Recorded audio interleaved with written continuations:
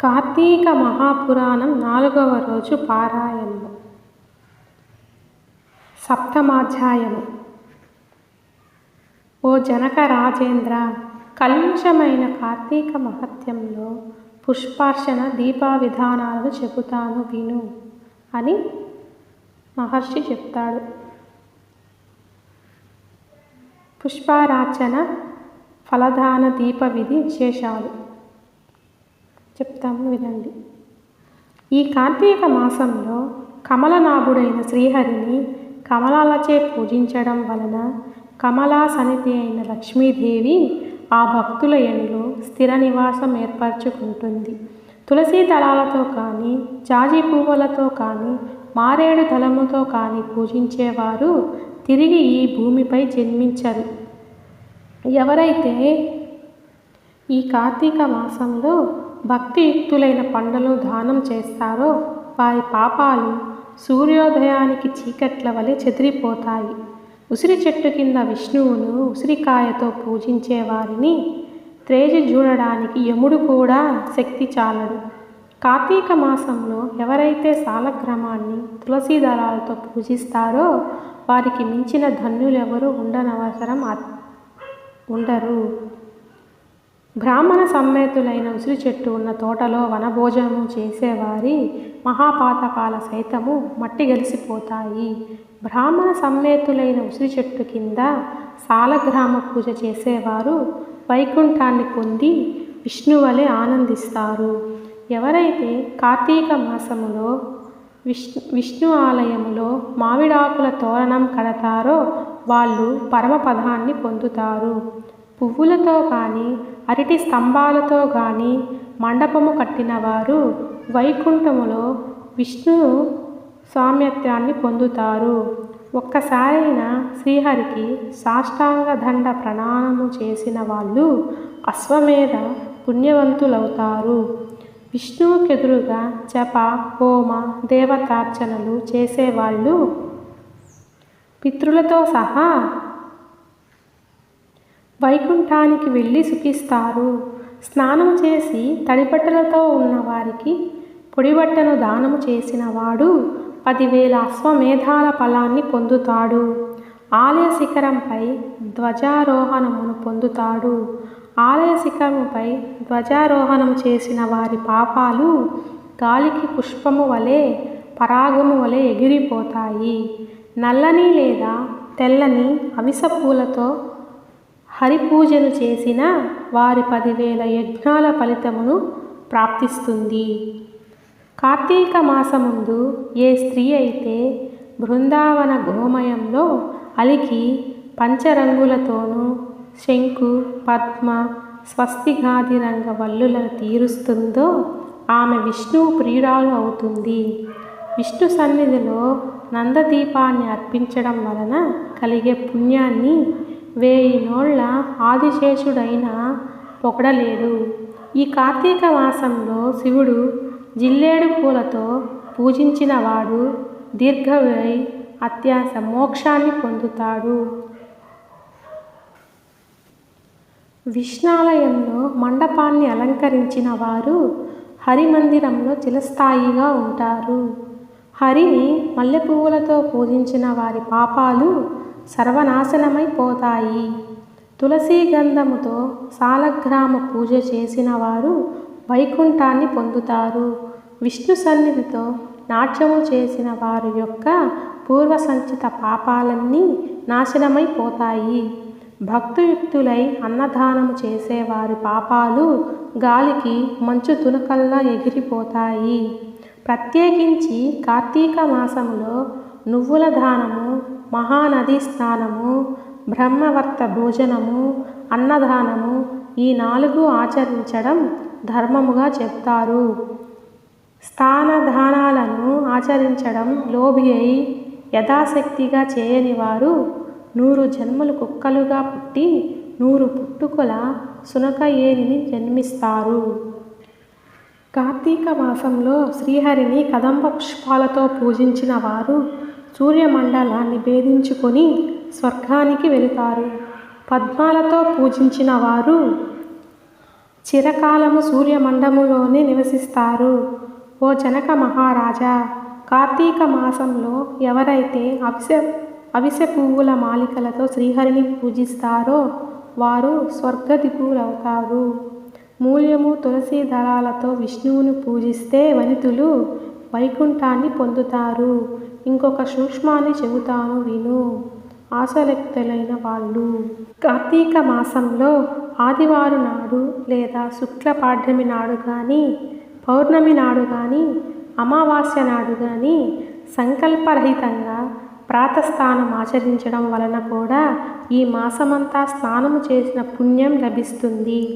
ఆ పాటి శక్తి కూడా లేని వాళ్ళు కార్తీక మాసం నెల రోజులు ఈ సంపూర్ణ కార్తీక మహాపురాన్ని చదివినా వినినా కూడా స్థాన ఫలాన్ని పొందుతారు. ఇది కేవలం ఆసక్తులకే సుమా.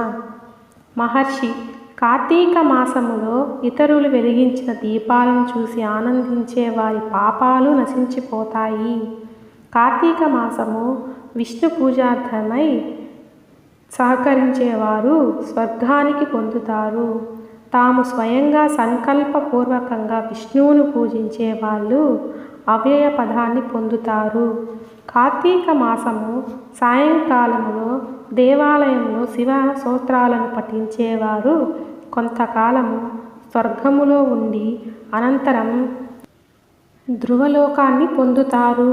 ఇలా ప్రతి కార్తీక మాసంలో ఎవరైతే హరుహరులను స్మరించకుండా ఉంటారో వాళ్ళు 7 జన్మల పాటు నక్కలుగా పుడతారనడంలో ఏమీ సందేహం లేదు. అష్టమాధ్యాయము. వశిష్ఠుడు చెప్పిందంతా విని జనకుడు అడుగుతున్నాడు, మహర్షి, మీరు చెప్పినవన్నీ విన్న తర్వాత నాకొక సందేశము కలుగుతుంది.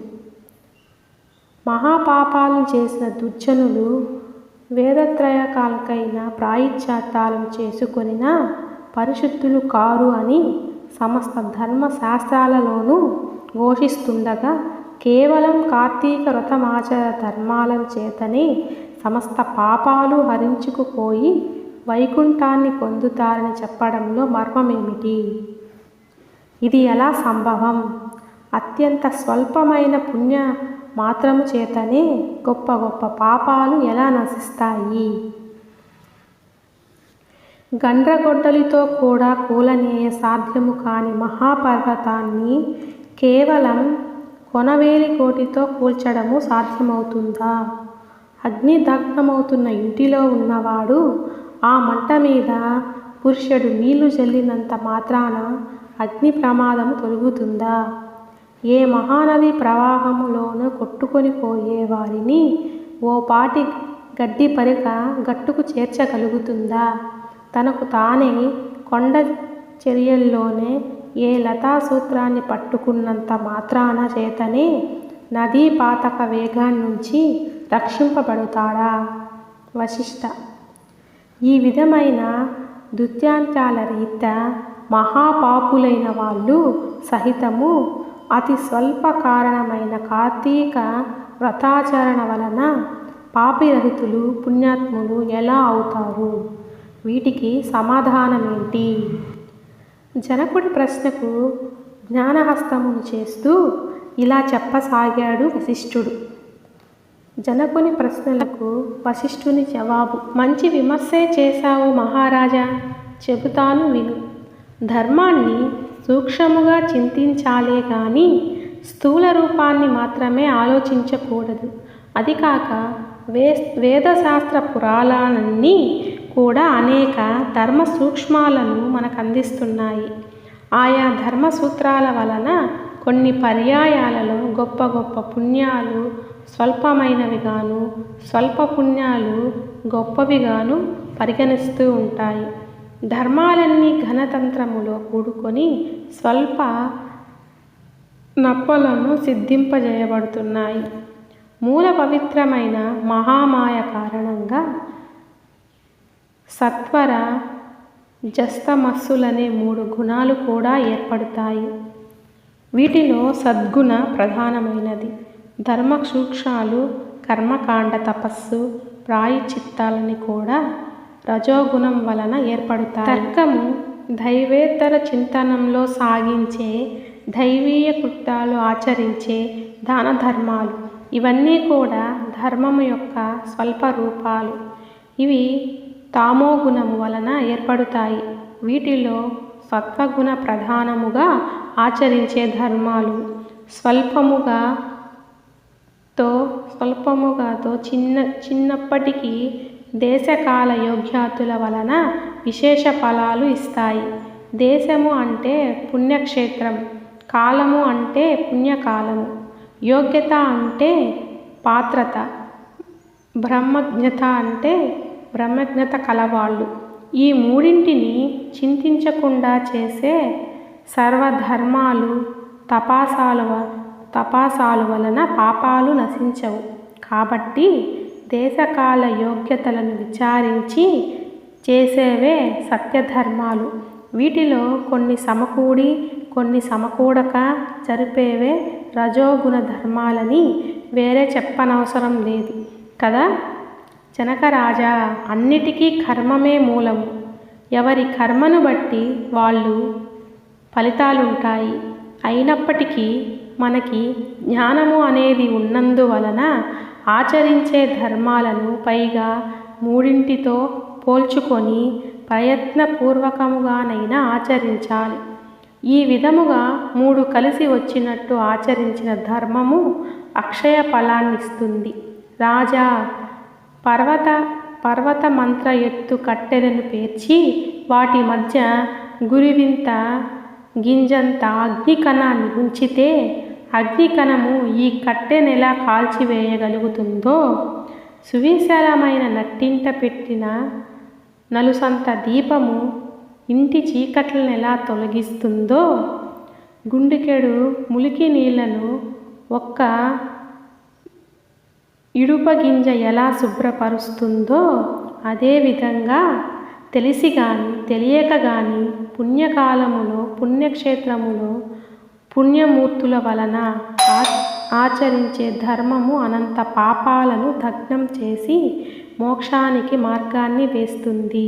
ఇందుగా ఉదాహరణంగా ఒక కథ చెబుతాను విను. బహుకాలం పూర్వం కన్యాగుబ్బ క్షేత్రవాసి తారక నామధేయుడైన సత్యనిత్యుడనే బ్రాహ్మణునికి అజామిలుడనే కుమారుడుండేవాడు. వాడు పరమ దురాచారుడు, దాసీ సాంగత్య పరుడు, హింసాప్రియుడుగా ఉండేవాడు. సాటి బ్రాహ్మణ గృహములోని ఒకానొక దాడిలో సాంగత్యము పెట్టుకొని తల్లిదండ్రులను మీరి ఆ దాసి దానితోనే భోజన శ్రయాలన్నిటినీ నిర్వహిస్తూ కామాంధుడై వైదిక కర్మలన్నిటినీ విడిచిపెట్టి కేవల కామాసకుడై ప్రవర్తించసాగాడు. తద్వారా బంధువులంతా అతనిని వదిలివేశారు, కులము వాళ్ళు వెలివేశారు. అందువలన ఇల్లు వదిలిపెట్టి పోవాలని వచ్చిన అజామిలుడు చెండాపు వాడిలోని ఒకానొక దాసితో దానితో కాపురము పెట్టి కుక్కలను మృగాలను ఉచ్చులు వేసి పట్టుకునే వృత్తిలో బతికక జనాలలో లీనమై మధుమాంస సేనలోడై కాలమును గడుపుకసాగాడు. ఇలా ఉండగా ఒకడు అతని ప్రియురాలైన దాసిని కళ్ళు తాగడం కోసం తాటి చెట్టు ఎక్కి కొమ్మ విరగడం వలన కింద పడి మరణించి అజామిలుడు అమితంగా దుఃఖిస్తాడు. అప్పటికే ఆ దాసి దానికి యవ్వనవతి అయిన కూతురు ఉంది. మహాపాపాత్ముడు మహాకామాంధుడు అయిన అజామిలుడు తన కూతురిని వరసని కూడా తలచకుండా ఆ పిల్లనే వరించి ఆమెతోనే కామోపభాగాలను అనుభవిస్తున్నాడు. కాముకుడైన అజామిలుడు తన కూతురి ముందే అనేక మంది బిడ్డలను పొందాడు. కానీ వాళ్ళిద్దరూ కూడా పసికందులుగా కడతేరిపోగా కడగా పుట్టి మిగిలిన బిడ్డకు నారాయణ అని నామకరణం చేసి అత్యధిక ప్రేమతో పెంచుకోసాగాడు. తాను తింటున్నా నిద్రిస్తున్నా ఏం చేస్తున్నా సరే సతతం అతనికే సమర్పించుకుంటూ నారాయణ నారాయణ అని పిలుచుకుంటూ తన్మత్తుడవుతాడు. కాలము గడిచి అజామిళుడు కాలము చేసే సమయము ఆసన్నమైంది.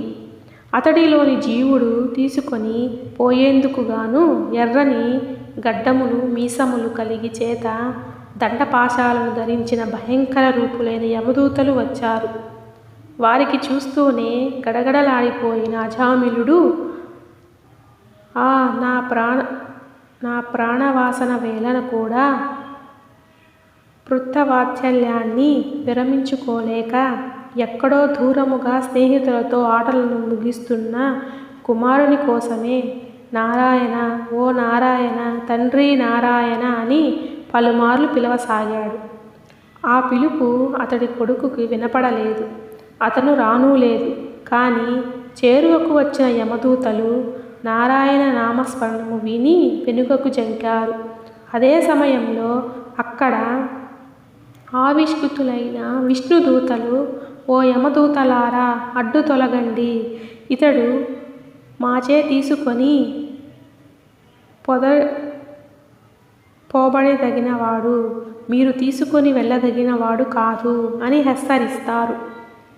వికసిత పద్మాల వలె విశాలమైన నేత్రాలు కలవారు, పద్మలాంబర వసునులు అయిన ఈ పవిత్ర విష్ణు పారిషద్దులు చూసి విభ్రాంతులైన యమదూతలు, అయ్యా మీరెవరు? యక్ష గంధర్వ సిద్ధ చారణ కిన్నెర విద్వాధరులలో ఏ తెగకు చెందినవారు? మా ప్రభువైన యమధర్మరాజు మాకు విధించిన ధర్మము రీత్యా తీసుకొని వెళ్ళనున్న ఈ జీవుని మీరెందుకు తీసుకొని వెళుతున్నారు అని అడగడంతో విష్ణుదూతలిలా చెప్పసాగారు.